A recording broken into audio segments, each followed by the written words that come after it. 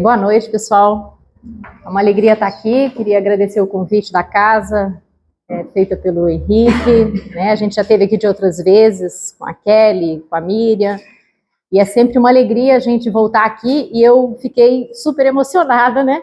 Quando cheguei e escutei as duas últimas músicas, né? Que fazem parte da minha juventude, de muito tempo atrás. Eu passei minha juventude no Gama.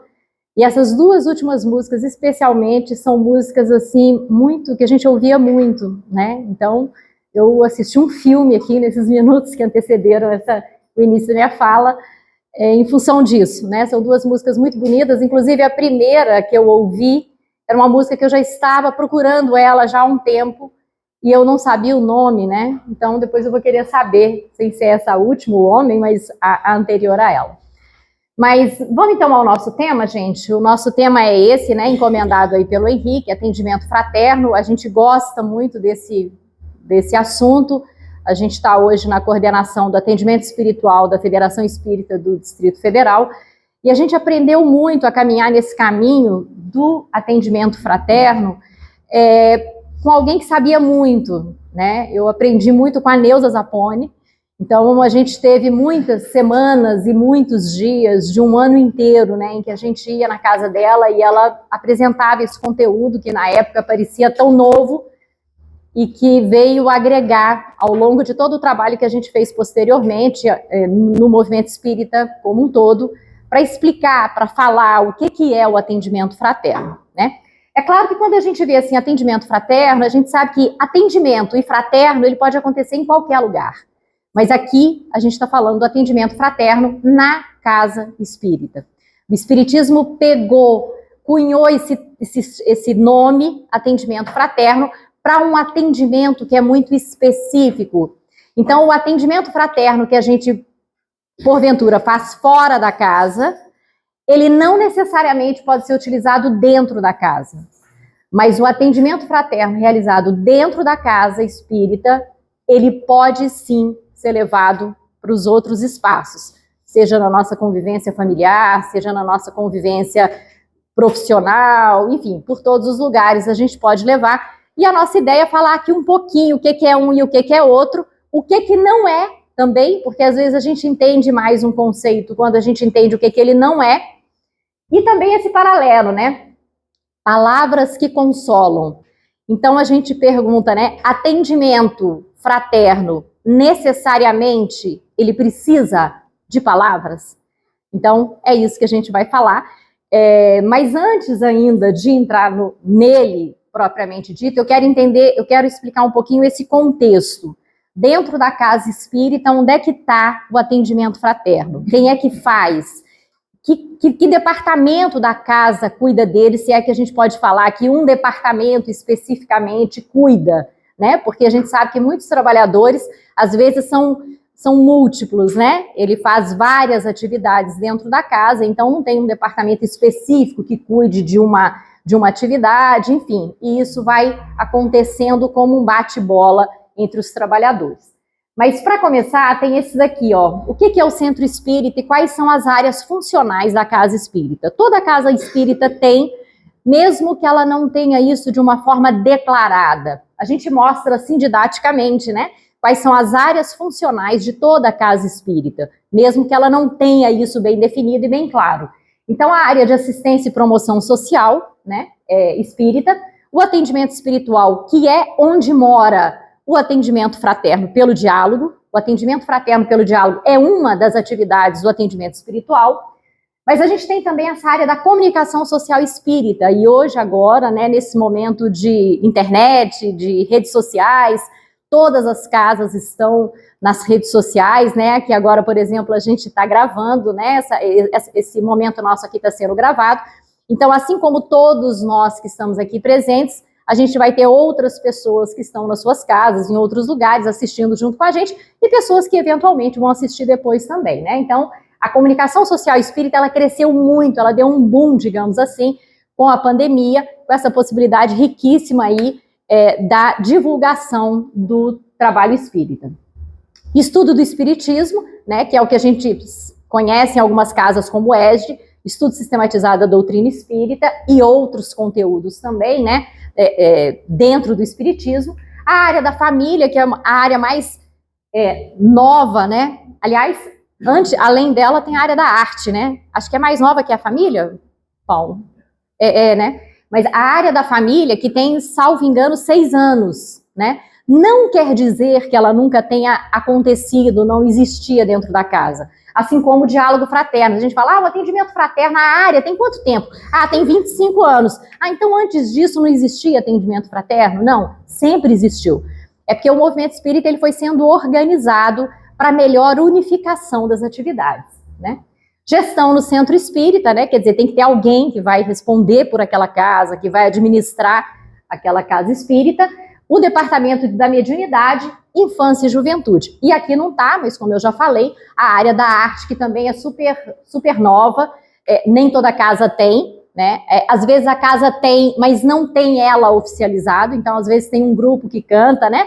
Hoje a gente estava num evento lá no Atualpa, e tinha um grupo aqui lá do Gama, do INEAI, cantando, fazendo a harmonização.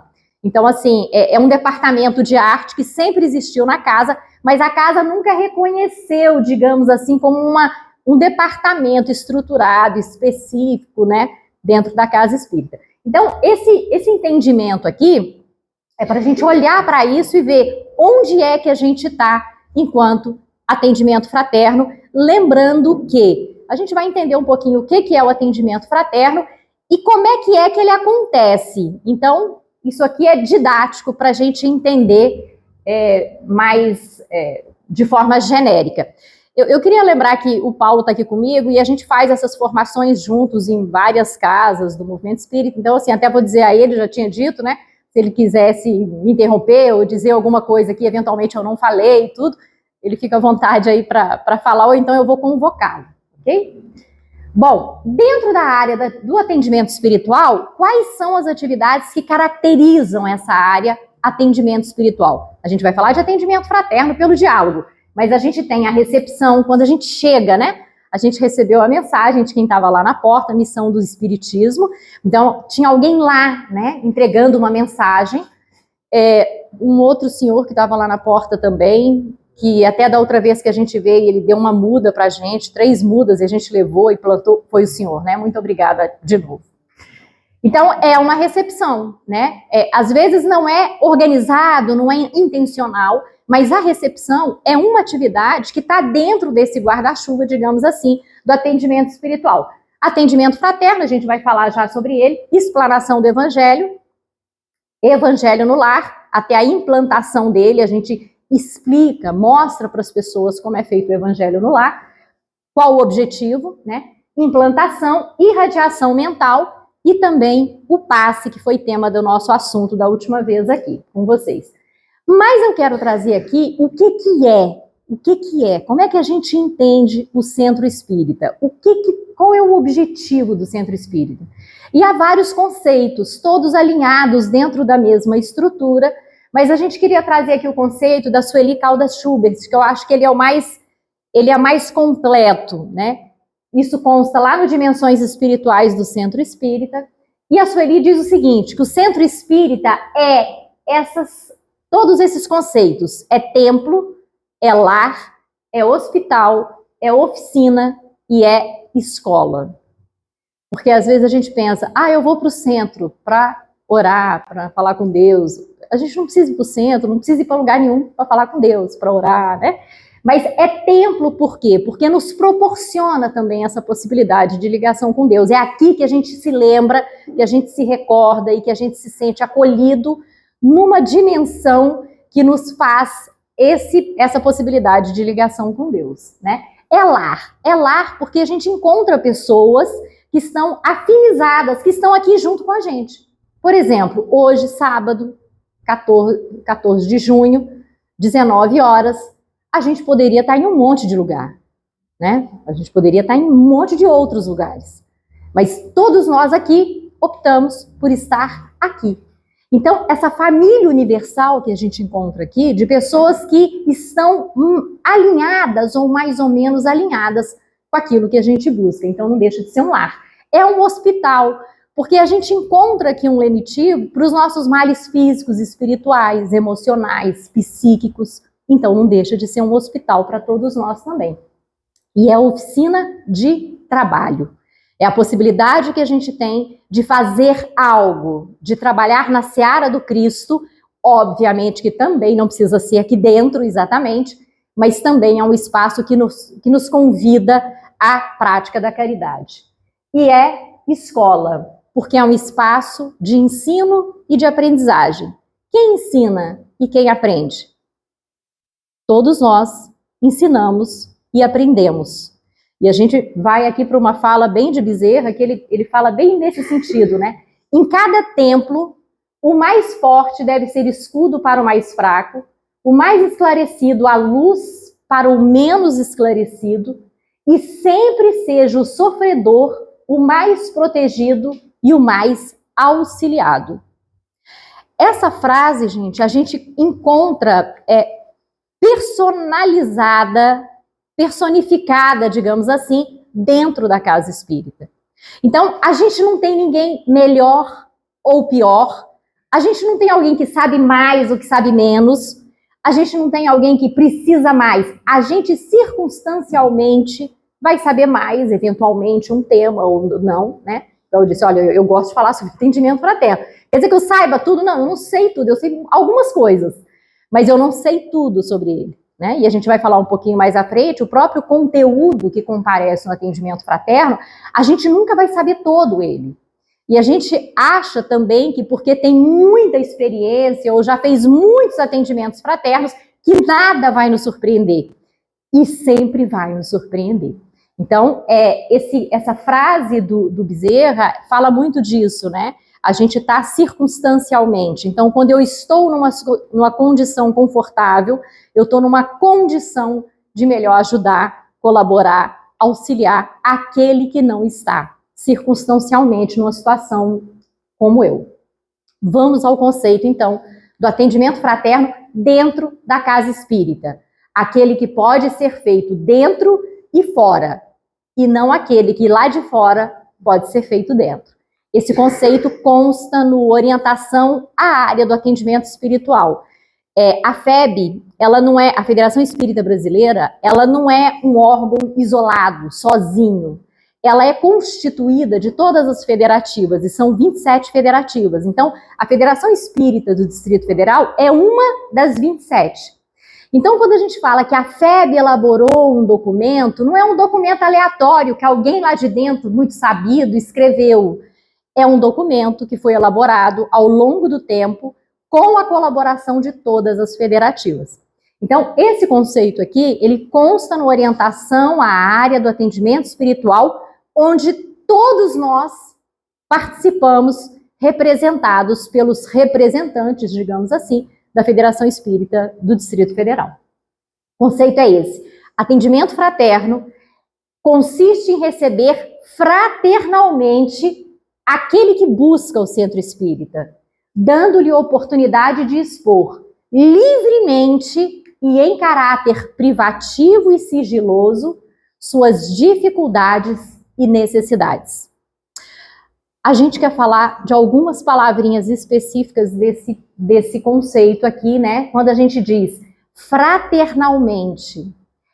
Atendimento fraterno é a recepção, ele é receber fraternalmente. Quando a gente pensa receber fraternalmente, parece uma coisa simples, né? É óbvio. Mas a gente vai explicar o conceito de fraternalmente. E em caráter privativo e sigiloso. Aí a gente pergunta, é privativo e sigiloso só na hora? A pessoa conta, a gente não deixa que ninguém ouça. Mas depois eu posso sair contando? Então, ele é privativo e sigiloso para além dele, né? Então, isso a gente vai entender aqui mais para frente também. Então, por que atender fraternalmente? Alguém tem alguma ideia? Por que a gente tem que atender fraternalmente? Não dá só para atender? Tem que ser fraternalmente? Para quê? E aí eu vou fazer um pequeno parênteses para falar do livro Paulo e Estevão. Eu não sei se todo mundo aqui é trabalhador, se já leram o livro Paulo e Estevão, mas é um clássico da literatura espírita e vale muito a pena ler. E para quem já leu, vale muito a pena ler de novo, porque ele é um manancial de exemplos de atendimentos fraternos. Então, a gente pegou aqui um exemplo específico, que é o exemplo do Gesiel, mas quem for ler o Paulo e Estevão só para saber sobre o que é atender fraternalmente, eu sugiro o capítulo 3 da primeira parte, que é intitulado Em Jerusalém. Quem aqui já leu Paulo e Estevão? Só para eu saber que tanto eu falo. Tá, então parece que a maioria já. Então eu vou falar sem muita economia, né?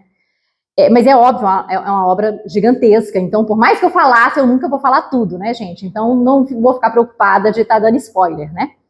Mas Gesiel era um jovem grego, filho de israelitas, e que teve a sua casa invadida, o seu pai morreu, e enfim, ele foi para a sua irmã foi banida, a Abigail, e ele foi então levado para as galeras num navio comercial.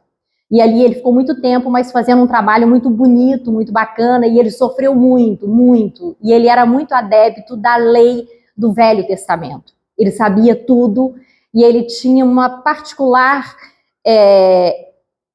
amor, né? Tinha um particular amor pelas falas de Isaías, quando falava das profecias de um Salvador que viria. Então ele cultivava aquilo no coração dele, e mesmo vivendo aquela situação de muito desgaste físico mesmo, trabalhando nas galeras, ele vivia aquela vida difícil de forma muito submissa, mas ao mesmo tempo fervorosa, com fé, e sempre vinculado àquilo que ele aprendeu no lar com seus pais. Até que o feitor que cuidava ali daqueles homens das galeras identificou aquele perfil diferente, né? Aquele perfil dócil, que não era comum naqueles homens que tinham vindo, em sua maioria, de situações de crimes, de acusações graves, né? E aí ele foi destacado ali para cuidar de um tripulante que estava nesse navio, que era um político de nome Sérgio Paulo, e ele então, Sérgio Paulo, pega uma doença, e ele então, o feitor lá das galeras, falou assim, olha, escolhe alguém aí que seja de bom trato para cuidar desse passageiro ilustre. Então ele escolhe Gesiel, e Gesiel cuida então de Sérgio Paulo cura, e ele então dá a Gesiel a liberdade, deixando ele no porto de Jope. Quando Gesiel chega no porto de Jope e é deixado lá, simplesmente deixado, doente, com pouco dinheiro, sem condições nenhuma, já não estava nem raciocinando bem, tendo em vista a alta febre, ele se sente numa situação de muita indigência, né, de muito abandono, e ele então é assaltado por um meliante de nome Irineu, que leva tudo dele. E ele fala para o Irineu, olha, pelo menos, você não tem um lugar que você podia me levar? Porque eu preciso de ajuda. E Irineu, aquele meliante, arvorado em benfeitor, leva ele até a casa de Efraim, que é a casa do caminho em Jope. Quando ele chega na porta dessa casa, aí eu chego onde a gente quer atender fraternalmente, quando Efraim abre a porta e vê, né, Irineu carregando Gesiel praticamente, Efraim diz para ele assim, de onde vens, meu irmão? E essa frase, de onde vens, meu irmão, toca profundamente Gesiel. Por quê? Porque ele vinha de um longo período de muita exploração, de muita dor, de muito sofrimento e de muita exploração. Então, ele olha para Efraim e fala assim, como assim ele nem me conhece e me chama de irmão, que é uma denominação que se dá a quem é da família, a quem nasceu no mesmo lugar, no mesmo núcleo familiar. Então, Gesiel, mesmo já muito adoentado ali, fica impactado com aquele acolhimento. De onde vens, meu irmão? Irineu larga Gesiel ali, e Efraim, então, na noite daquele dia, leva Gesiel numa espécie de carroça, né, gente? Eu esqueci o nome, mas numa carroça, até Jerusalém. Por quê? Porque ele não tinha estrutura para receber mais ninguém ali. E ele vai, então, até a casa do caminho, onde Simão Pedro, cuidava. E vai até Jerusalém para deixar, né, Gesiel lá e uma outra pessoa também, mas eu vou dar foco aqui no Gesiel. Tem um outro momento, quando Efraim chega na porta da casa, fala assim, fulano, chama para mim o Pedro. Quando Pedro chega, ele chega junto com Tiago. Vocês lembram? Pedro e Tiago cuidavam da casa do caminho, cuidavam das pessoas, etc, etc. E quando eles veem Gesiel, Efraim fala assim, eu vim te trazer essas duas pessoas, um deles era Gesiel, que estão muito doentes. E lá em Jope, eu não tenho lugar de colocar mais eles. Então, eu preciso da ajuda de vocês. Tiago fala o seguinte, abre aspas, não temos lugar aqui, porque já tem 49 pessoas aqui. Tem 49 leitos. Aí, Pedro fala, pera lá, Tiago, a gente agora foi destacado pelo Cristo para fazer isso. A gente vai dar um jeito. Efraim, pode deixar eles aqui que nós vamos dar um jeito. E eles deram o melhor jeito. Eles receberam Gesiel, e Gesiel morre, não morre, super bem cuidado ali, sobretudo por Pedro, porque enquanto Gesiel estava em delírios por conta da febre, Pedro ficava impressionado que ele recitava as falas de Isaías, do Velho Testamento em geral, e ele falava, de onde vem esse moço? Porque ele tem um conhecimento muito grande.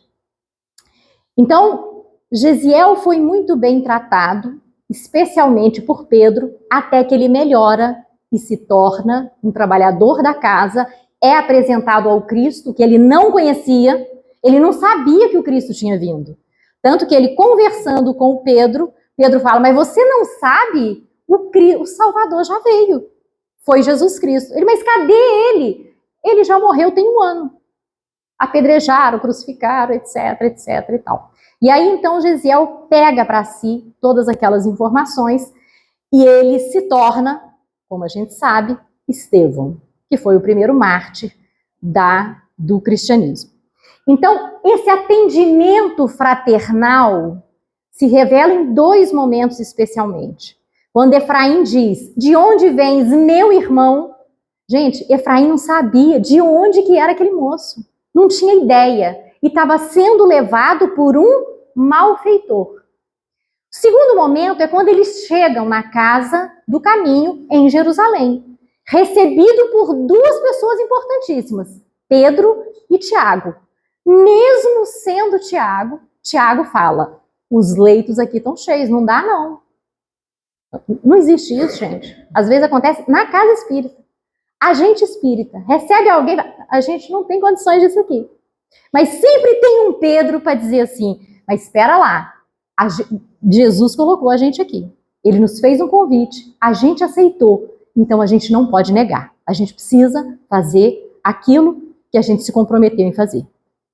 Então esse fraternalmente, gente, eu ajudo alguém porque amanhã eu posso ser alguém que vou precisar desse alguém. E o caso de Gesiel é exatamente isso.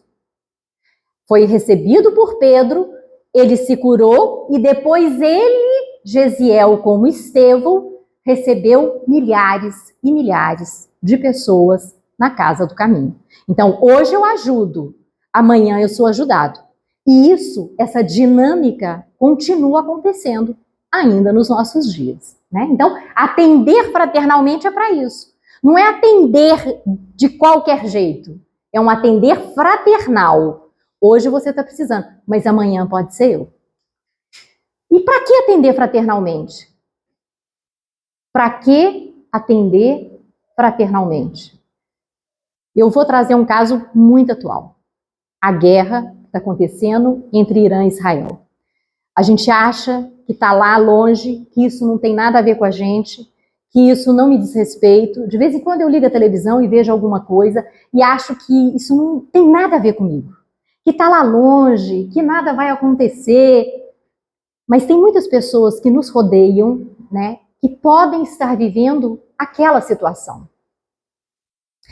Eu me lembro quando começou a guerra de Israel com o Hamas, a gente tinha uma pessoa muito conhecida da nossa filha que estava lá. E naquele sufoco das pessoas saírem de Israel, né, a minha filha acompanhou de muito perto, uma pessoa muito, muito amiga, desesperada, a família inteira mobilizada, precisando trazê-la e não conseguia. Até que ela veio, deu tudo bem, deu tudo certo e tal. O que eu tô querendo dizer aqui, gente? A gente não sabe, quando a pessoa nos procura, qual é o drama. Assim como a gente não sabe qual é o drama que o Henrique traz, que cada um de nós aqui traz. A gente não sabe. O nosso colega, o nosso colaborador, a gente não sabe as condições existenciais para que a gente pudesse estar aqui hoje. Então, a gente precisa ter muito cuidado nesse trato. E aí, gente, isso não é trato dentro da casa espírita. É trato em qualquer lugar. Em qualquer lugar.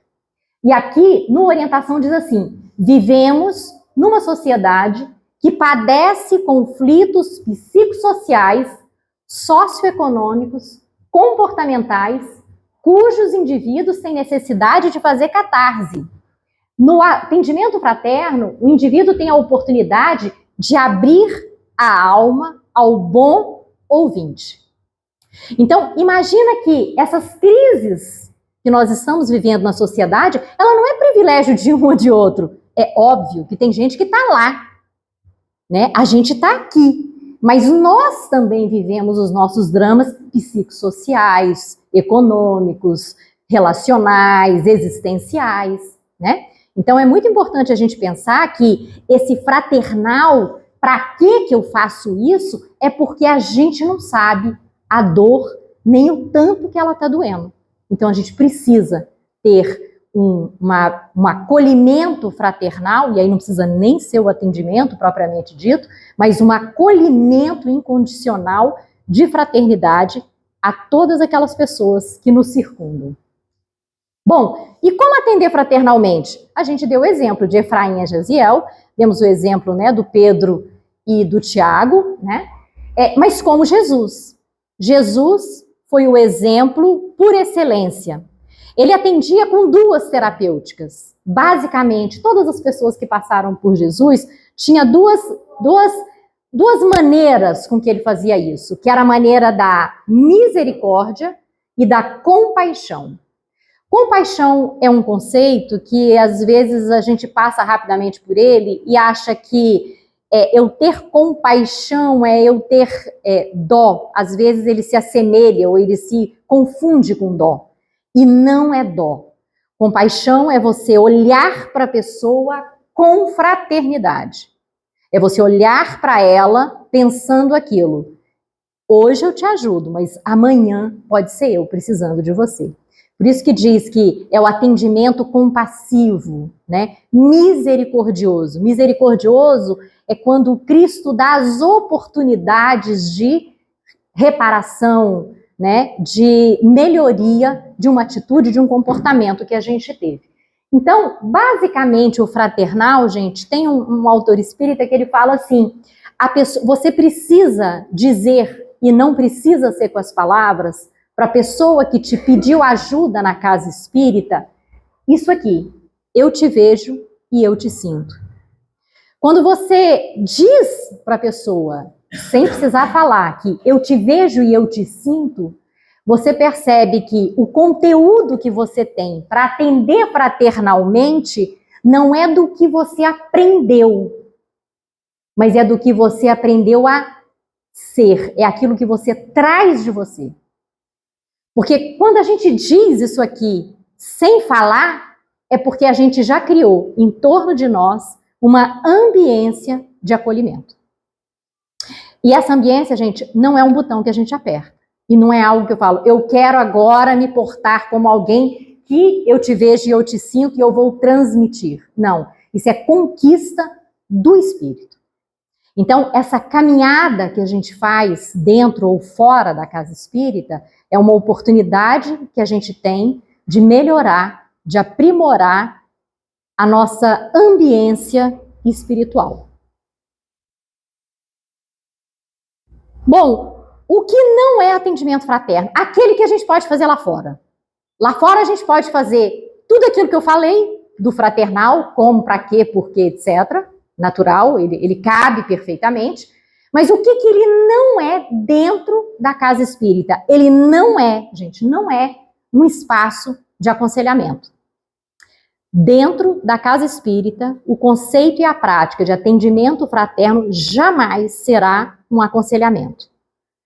Mas você pode dizer assim, Rívia, mas chegou um caso para mim e era tão similar a algo que eu vivi e eu tive uma terapêutica que me resolveu muito e eu quis dizer para a pessoa, não diga, não fale, porque o que serviu para você pode não servir para o outro. E o atendimento fraterno é uma ponte que a gente estabelece entre a doutrina e a pessoa. Você, atendente, é secundário. Então, assim, você, atendente, não é menos importante, mas você é secundário na relação. Não é você que vai dizer para a pessoa o que ela tem que fazer. E olha que muitas vezes no atendimento fraterno, a pessoa vai chegar com essa ânsia. Ela chega assim, aconteceu isso e isso e tal, o que você acha que eu... Né? Ou então ela fala assim, eu estou perturbada, será que eu estou obsediado? E a gente, atendente, passa por uma vontade enorme de falar o que ela tem que fazer. Porque, em geral, o atendente fraterno, ele tem mais ou menos, né, mas ele tem uma equação de vida, ou seja, quando ele tem os problemas dele, ele sabe mais ou menos onde buscar. E aí ele acha que para o outro é a mesma coisa. Mas para o outro é a mesma coisa se o outro tiver as ideias, e não a gente, atendente fraterno. Então, aconselhamento nunca, mesmo que você tenha certeza absoluta. Mesmo que você tenha certeza absoluta. Porque não é você, é a doutrina. Olha, a doutrina diz isso. Olha, segundo os postulados doutrinários, né? Então, na verdade, o atendimento fraterno, ele vai dar luz na escuridão que a pessoa traz. Ela vem tão perdida, que quando ela começa a falar, ela vai vendo alternativas. Mas não é porque a gente deu com ideias que a gente tem, mas com conteúdo doutrinário que abre o caminho para a pessoa. Terapia. O atendimento fraterno é uma terapia? Não é terapia, mas tem um efeito terapêutico. Imagina que a pessoa vai... Lá no conceito não falou? As pessoas nesse momento psicossocial, emocional, econômico, tão diverso e difícil, elas têm necessidade de fazer catarse. Então ela vai lá, ela fala. Não necessariamente o atendente fraterno precisa dizer alguma coisa especificamente, mas a pessoa sai melhor. Então tem um efeito terapêutico, mas não é uma terapia. Porque terapia é um conceito específico da psicologia, de uma ciência que não é doutrina espírita, mas dá muitas contribuições ao entendimento doutrinário. Bem como a psicologia tem muitas contribuições importantes do espiritismo. Né? Daí a gente tem o grande exemplo, Joana de Ângeles, com a sua série psicológica, onde tanto o espiritismo quanto a psicologia, elas se entrelaçam em algumas linhas da psicologia, não em todas. E também não é um espaço de julgamento. A pessoa chega, a gente não entendeu o que é fraterno, aí a gente começa a julgar. A pessoa conta alguma situação, a gente já fica assim, mas a pessoa não entendeu isso, mas a pessoa tarará. Às vezes a pessoa vem vestida de um jeito, né? A gente olha para a pessoa e fica ali julgando, pensando, mil coisas. Quer dizer, é o meu conteúdo à frente daquilo que a pessoa traz. Então, atendimento fraterno nunca será julgamento. é uma prática para o atendente. Como é que eu recebo sem colocar o meu conteúdo e eu estou ali inteiro para ouvir o que a pessoa traz. E sem observar, julgar. Então, o atendimento fraterno, gente, não é essas três coisas. Não é outras. Mas essas três especificamente, aconselhamento, terapia e julgamento, não é. Isso aí a gente precisa entender de forma clara. Agora, Ivo, o atendimento fraterno lá fora. Ai, meu vizinho vem me falar, não sei o quê, me pediu um conselho. Você não está na casa espírita, você não está atendendo em nome da doutrina, você pode até dar um conselho, contar seu caso, contar sua experiência, né? Mas o cuidado sempre é importante, gente. Às vezes a gente acha que o que funcionou com a gente funcionaria com outro. E nem sempre é assim. E quando a gente sugere alternativa e a pessoa faz e não dá certo, ela vai perguntar, vem cá, e aí? Imagina isso dentro da casa espírita. Quem é que vai responder por isso? A pessoa recebeu um conselho, ela aceitou, fez, não deu certo. Ela vai tomar satisfação de quem? Do atendente fraterno? Pode até ser, mas quem responde judicialmente é o presidente da casa. Se houve qualquer situação, né, de assédio, de má interpretação, de viés de uma fala, de uma conversa, de uma suspeita, de um indício, quem responde juridicamente, né, é o presidente da casa. Por isso a importância que a gente tem que ter, a gente enquanto trabalhador da casa, que abre essa porta para ouvir a dor de alguém num momento de vulnerabilidade, porque a pessoa busca, gente, quando a pessoa busca, é que ela falou assim, olha, eu busquei. Então, buscar não é uma coisa simples. Então, a pessoa já se voluntariou para ir. Porque vocês viram no conceito, o atendimento consiste em atender quem chega. A gente não vai atrás das pessoas. É quem chega. Então, a pessoa se dispôs. E, geralmente, ela se dispõe no último momento. Que a dor está muito grande, ela não dá conta e ela vai numa situação de extrema vulnerabilidade. Então, nosso cuidado enquanto alguém que fala em nome da doutrina dentro de uma instituição. Em tempos modernos, sobretudo. A segunda parte do nosso título fala atendimento fraterno, palavras que consolam. A gente só vai falar se a gente entender o que a gente ouvir. E aí, essa é a pergunta que não quer ficar lá. Você sabe ouvir? Você consegue ouvir algo que te choca sem demonstrar, né? Você consegue ouvir algo que te incomoda, que toca nos seus conteúdos sem se perturbar? Você consegue ouvir? Aí, vamos trazer, porque ouvir é uma técnica, né, gente? Ouvir é também uma técnica. Porque tem gente que fala assim, Rívia, mas como é que eu vou receber alguém? A pessoa vai falar um monte de coisa e eu não vou falar nada para ela? A pessoa vai falar, ela vai chorar, de repente sorri, levanta e vai embora e eu não falei nada. Peraí, gente, mas ouvir nunca é só. Ouvir é algo que a gente dá que não é algo material, a gente dá da gente. Além da gente dar do tempo, a gente dá de uma disposição. Eu tô falando ouvir. Ouvir mesmo. Não é aquela coisa que a pessoa está conversando com você, você está ali no celular. Não, não. Se você se dispõe a ouvir 100%, ouvir nunca será só. Mas o que é ouvir? Para que a gente tem que saber ouvir para entender? Se eu sei que atendimento fraterno significa uma ponte que eu faço entre a doutrina e a pessoa que sofre, para que eu tenho que aprender a ouvir? E aí, tem 4 dimensões. Primeiro, eu quero dizer, não ouvir palavras, mas a mensagem que está por trás das palavras. Isso a pessoa mostra no gestual, mostra isso na respiração, na forma em que ela se porta, na forma com que ela faz. Então, não é decifrar palavras. Aprender a ouvir é uma arte. E o reflexo dessa sensibilidade não desenvolvida pode ser claramente observado em nosso cotidiano. Exemplo, um amigo chega pra gente e fala assim, nossa, você não sabe o que aconteceu? furou meu pneu. Eu estava vindo para cá, você acredita? Furei, fui na oficina, cheguei lá, não tinha ninguém para me atender. Demorei até agora. E aí a pessoa arrumou meu pneu, você acredita que me cobrou tanto? A pessoa não termina de falar, o que a gente costuma fazer? Nossa, isso aconteceu com meu marido, você acredita? Aconteceu com meu marido, porque quando ele aconteceu isso, inclusive nesse horário, naquele lugar, porque lá é horrível de passar, é um trânsito absurdo. Quer dizer, você não ouviu o que a pessoa falou. É você escutando e preparando o seu conteúdo.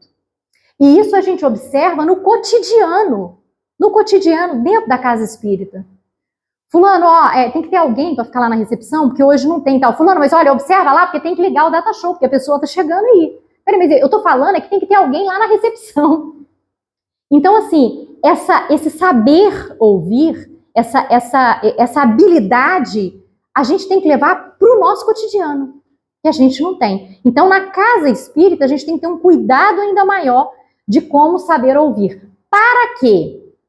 E aí, de forma bem objetiva, a gente tem que ter uma escuta atenta para dimensionar a intensidade do problema. Trouxe alguns exemplos aqui. A pessoa no atendimento fraterno chega, quer falar com o atendente e fala assim, abre aspas, fiquei fora de mim. Entre as muitas coisas que ela fala, fiquei fora de mim. Aí você pensa assim, fiquei fora, você não conhece a pessoa, não sabe como ela se manifesta. Ela usa um termo, fiquei fora de mim, você tem que perguntar o quê? Fiquei fora de mim como? Tomou alguma coisa? Foi com uma situação extrema? É uma retórica, a pessoa está falando que ela fala naturalmente, assim, de modo exagerado? A gente precisa entender. Porque o que a gente vai fazer? A gente vai juntar, a gente vai ser ponte entre a doutrina e a pessoa. Mas qual o conteúdo da doutrina a gente vai levar? Não sei, eu preciso ouvir a pessoa primeiro. Então, eu preciso ter uma escuta atenta para saber qual é o conteúdo que a pessoa precisa.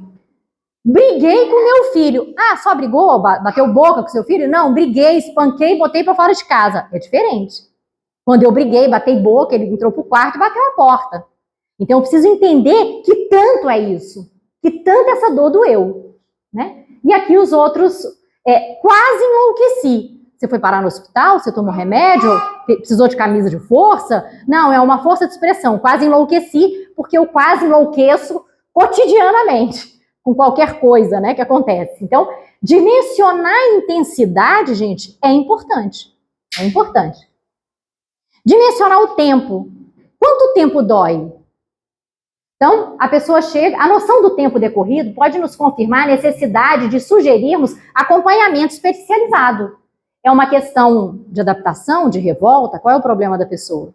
A pessoa fala assim, estou desorientada porque me separei e não consigo organizar a minha vida.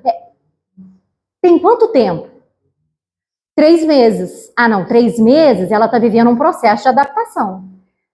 10 anos. 10 anos é um trauma. Eu preciso sugerir que ela busque um acompanhamento terapêutico. Então, perceba que o mesmo problema tem intensidade diferente. E aí eu não posso botar tudo no mesmo lugar. Por isso que se preparar para atendimento fraterno não é uma coisa simples, corriqueira, e não é uma coisa que tem começo, que tem fim. A gente está sempre, né? Porque às vezes a gente fala assim, aquele assunto é perda, morreu alguém é perda. Não é. O assunto pode ser outro, que não perda, apesar de parecer perda. A mesma coisa, isso aqui, o exemplo que a gente deu. Me separei, não consigo dormir, mas tem 3 meses, não, tem 10 anos. Mas peraí, é muito diferente. Então, a gente que exercitou essa escuta, a gente precisa entender que tanto dói e quanto tempo para ver qual é o conteúdo doutrinário que vai arrefecer, pelo menos, esse sofrimento. Aprofundar eventos importantes. Às vezes a pessoa fala por acaso coisas assim e passa batido. Aí você fala, opa, você disse que, por exemplo, a pessoa diz assim, e eu fui internado num hospital psiquiátrico. Peraí, mas... E a pessoa conta isso en passant. Aí você fala, opa, você disse que ficou internado no hospital psiquiátrico. Há quanto tempo? Qual foi o motivo? Você já teve alta? Então, são informações relevantes, gente, para que a gente, entenda mais clareza da dor e do sofrimento, possa apresentar o melhor conteúdo doutrinário ou mais condizente com o caso. E demonstrar compreensão. Gente, a gente precisa demonstrar que está entendendo. Não adianta eu ficar ali congelado, né? A pessoa está falando, eu estou ali congelado, porque eu não posso demonstrar emoção. Não, pode, é óbvio que pode. Mas eu preciso demonstrar. Concordar é diferente de compreender. Esse é um detalhe no atendimento interessante. Às vezes a pessoa chega para falar e o atendente, às vezes desavisado, fica, nossa, entendo. Meu Deus, sim. Ou fica assim com a cabeça. E quando ele fica assim com a cabeça, achando que está só acolhendo, ele está legitimando. O que às vezes não tem condições de ser legitimado. Então a gente tem muito cuidado com essa questão de concordar. Eu preciso compreender, então é melhor que eu diga, entendo, entendi o que você disse. Por isso que quando a gente fala dessa técnica de parafrasear, é para a gente devolver para a pessoa aquilo que ela disse. Até para ela dizer, não foi bem isso que eu te disse. Então quando ela fala assim, eu quase enlouqueci, eu quase matei fulano. Então você está me dizendo que quase matou fulano. Não, é força de expressão. É óbvio que eu não matei, nem tive vontade de matar. Então, o parafrasear é você pegar o conteúdo que ela disse em doses homeopáticas e devolver. Ah, entendi. Então você está dizendo que ficou com tanta raiva que pensou em matá-lo. Não, força de expressão, mas me deu vontade de matar, mas eu não faria isso. Então, quando você devolve, a pessoa arruma. Ela ajeita. Olha, não é bem assim. Você disse que teve ódio do seu pai a vida inteira. Não foi bem ódio. Eu falei isso, mas não é bem ódio, né? Mesmo porque foi só naquele momento, quando aconteceu aquilo, mas depois que passou, eu tinha muita raiva. Aí o ódio já vira raiva. E lá na frente ela já diz que entendeu. Então, a gente percebe que a pessoa vai vivendo o processo terapêutico sem a gente precisar dizer muita coisa. Se a gente está com uma psicosfera conectada com o mentor espiritual da pessoa, com o nosso, com o protetor espiritual da casa, inclusive. Né? Por isso que a gente fala, psicosfera pessoal é algo que você conquista ao longo do tempo. Quem é o atendente fraterno na casa, gente? Quem aqui é atendente fraterno? Levanta a mão. Tem mais alguém? Eu e Miriam. Kelly e Miriam. Quem é trabalhador da casa aqui? Todo mundo.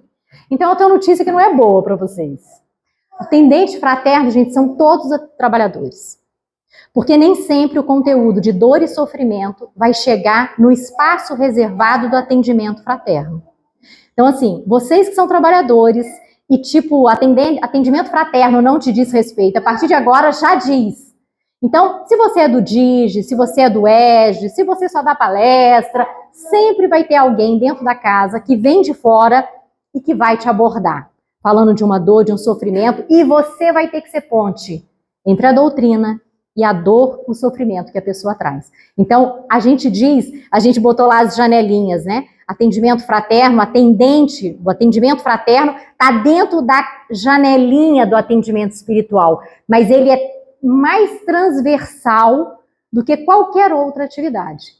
Por quê? Porque o atendente fraterno são todos os trabalhadores por conceito, né? Porque todo mundo recebe, todo mundo, na próprio DIGE, o pai vem buscar a criança na porta da sala, ele já te conta alguma coisa ali, ele precisa de um atendimento fraterno. Ah, Rita, mas eu não sentei, ele não falou, parará, mas é caracterizado um atendimento fraterno. Se falar para ele, não, procura um atendimento fraterno, ele não vai voltar.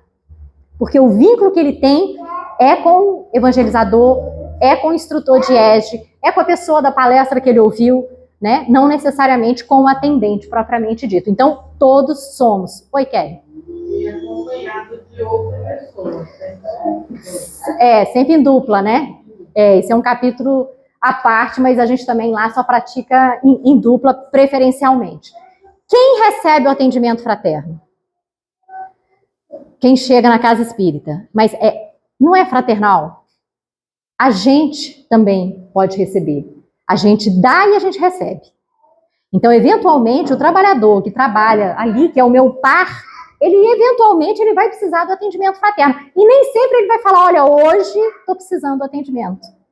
Então, esse olhar cuidadoso, essa acolhida fraternal para todos, nos possibilita também que alguém que está com dor e sofrimento, mesmo que não fale, encontre em nós um espaço de acolhimento. Então, todos somos e todos podemos receber o atendimento fraterno.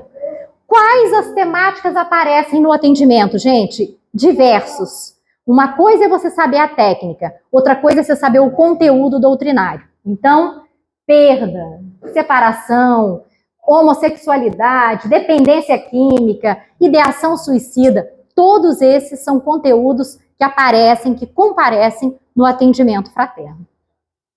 Então, para a gente encerrar, estamos aí nos minutos finais, tem essa carta, né, esse trecho da carta de Paulo, que é muito, muito interessante, que ela diz o seguinte, que é o trabalho, gente, da casa espírita, da gente que está na casa espírita, mas a gente que está nesse planeta Terra, sobretudo nesses momentos tão difíceis que a gente está vendo acontecer, é mais um motivo que a gente tem de cuidar muito do nosso posto de trabalho, do nosso posto dentro da família, porque a gente tem contribuições mundiais a fazer.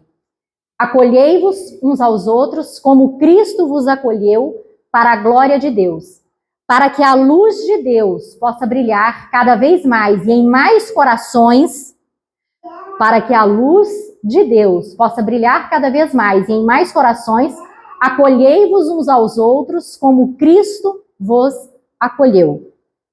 Fica a dica, Cristo foi o grande atendente fraterno por excelência, né? E a gente tem aí um manancial dentro da casa espírita, como um hospital, como um templo, como oficina, e os trabalhadores somos todos nós que dissemos sim para esse convite, nesse momento tão peculiar que a gente está vivendo. Eu agradeço muito a oportunidade de estar aqui, espero que tenha fazido sentido, né, feito sentido para vocês, e que possa, né, servir aí para a prática do trabalhador e mesmo da pessoa que está visitando a casa,